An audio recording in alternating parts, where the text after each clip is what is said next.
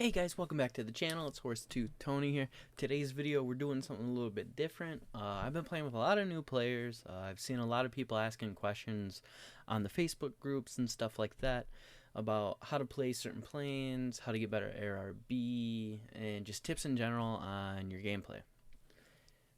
I have came up with the solution. I'm going to tell you guys what I did when I was first starting to learn realistic that helped me get to where I'm at. I'm not the greatest pilot in realistic. I can usually hold my own. I pull out some few aces for you guys, as you can tell from the videos. But I want to get into what I do, what goes through my mind when I'm playing, and to try to give you guys a better perspective and help you guys out in your own gameplay. So tip number one is going to be to know the plane that you are going to be taking out into the fight. And second half of that tip is going to be knowing enemy planes that you're going to go up against.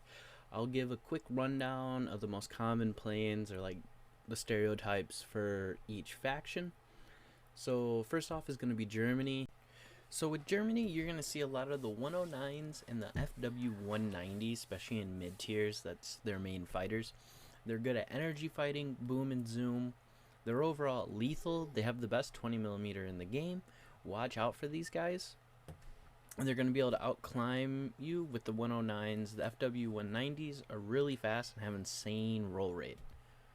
Next up is the United States. They're personally my favorite planes to go and fly. They fit my fighting style perfect. They are boom and zoomers. They have a lot of speed, a lot of guns, and a lot of armor. Their only downside is they don't really climb too well until you get into the later tiers, around like 4.7 and up. Really good all-arounders through every tier. If you guys don't fly United States, I advise you to try them out.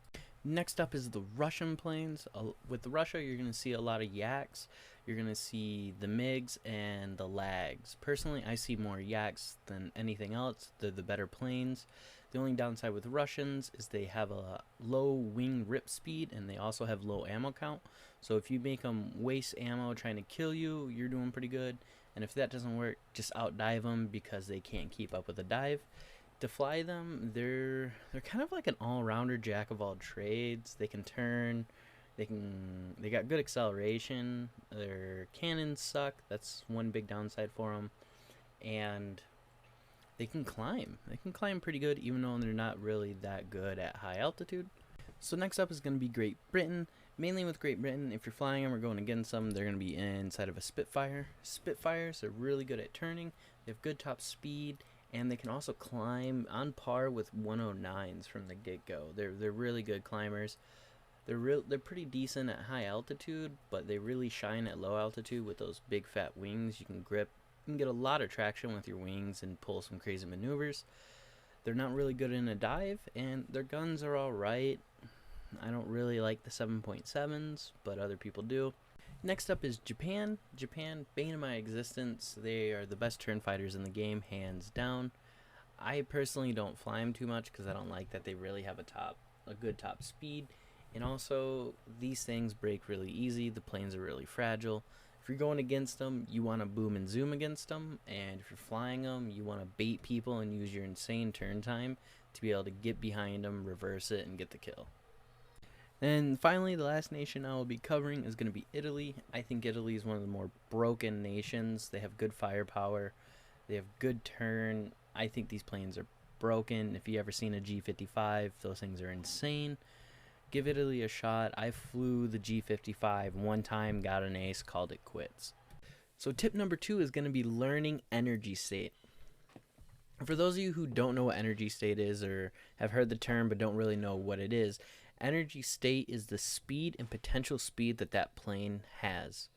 Now, we all know what the speed is, how fast the plane is going, but the potential speed, aka energy, is altitude, because you can convert altitude into speed, and you can convert speed into altitude, vice versa.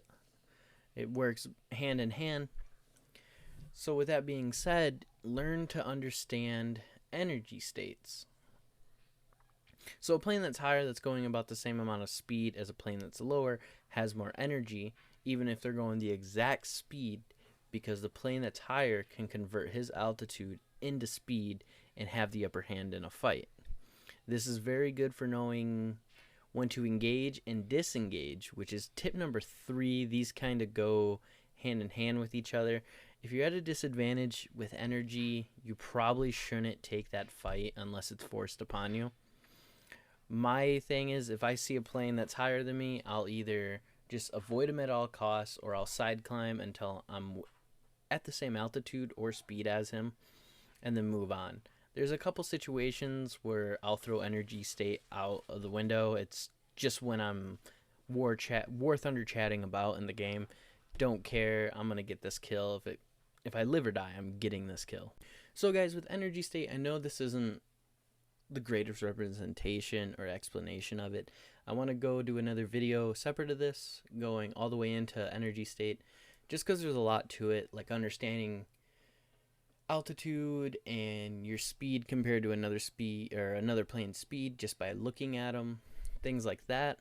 But with the energy state, it is very important for Germany, United States, anybody that energy fights, or boom and zooms, because energy fighting, you want to energy trap them. You want to always ensure you have more energy than them, and boom and zoom, you want to make sure that you have enough energy to be able to get your shots hit or miss and get away before they can turn and take a shot at you.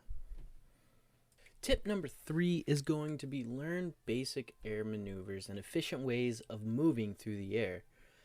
Now, a lot of people, I'll fly against them, I'll find myself doing it, and they just, best way to put it is they're not moving smartly with their plane.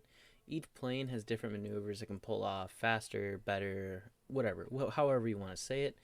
You gotta learn these basic maneuvers, from the Immelman to a high yo-yo, a low yo-yo. Learn these.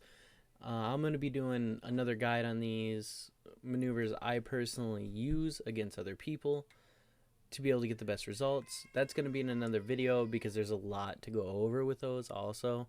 I'm trying not to make this video super long, but take time, learn efficient ways to maneuver, pay attention to enemies when they kill you, or if they get the better of you, pay attention to what they're doing and try to mimic it.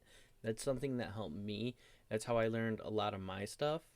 I was doing high yo-yos, low yo-yos, stuff like that, without ever Googling it or looking at YouTube, just by watching other players.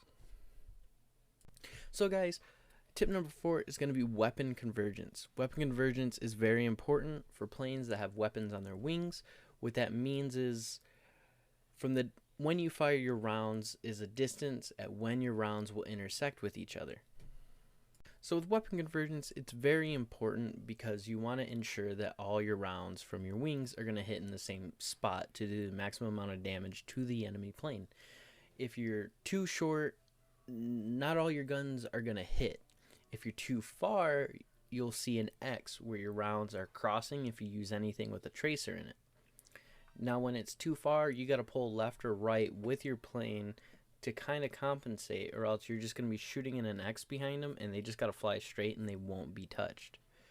Another part that kind of goes into convergence is vertical targeting. I turn vertical targeting on just because it makes your rounds lob a bit, so when they hit that 400 meters, that's what I personally have my convergence set to, they're hitting right there at 400 meters.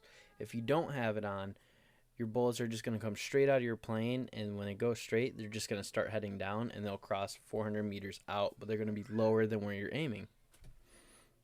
So with your convergence, set it to wherever you feel comfortable, where you feel more accurate, where you finding yourself getting most of your kills, because that's going to be your sweet spot.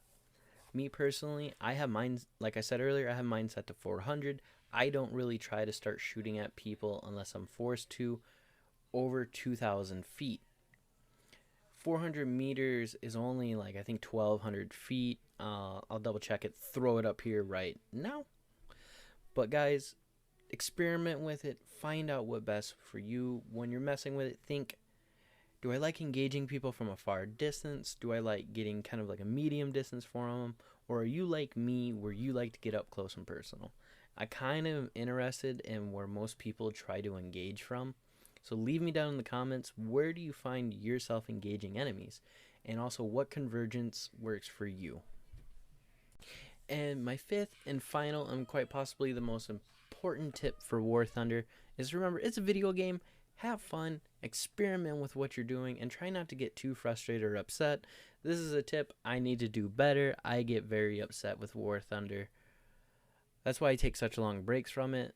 Because like this last week I've been having a really good week, so I've just been War Thunder, War Thunder, War Thunder. But the moment I have a bad couple days, it's very, very frustrating, and I kind of don't want to play anymore. But with that being said, I need to take my own tip here and remember it's just a game. It's there to have fun. What I've been doing recently is like when I'm making my videos and things aren't working out for me, I go and just mess around with planes. Like one thing I've been doing is trying to bomb kamikaze boats. I'll take a plane, slap a bomb to it, and try to drop the bomb right before I smack into a boat. Make it look like a kamikaze did. So guys, these are my 5 tips to have fun in War Thunder. Be a better player. Just have a better overall experience. I hope you guys enjoyed this video. This is the first video of this type I've ever made. I feel like I worked pretty hard on it. Let me know down in the comments if you guys enjoy it, and I should continue this series of tips, tricks, and stuff like this. I will still be making the videos on energy state. I'm going to also be going in on the different types of fighting, energy fighting, B and Z, turn fighting, all those. Making videos for those. So like always, guys, I hope you like this video. Don't forget to like, comment, and subscribe, and I'll catch you guys on the next one.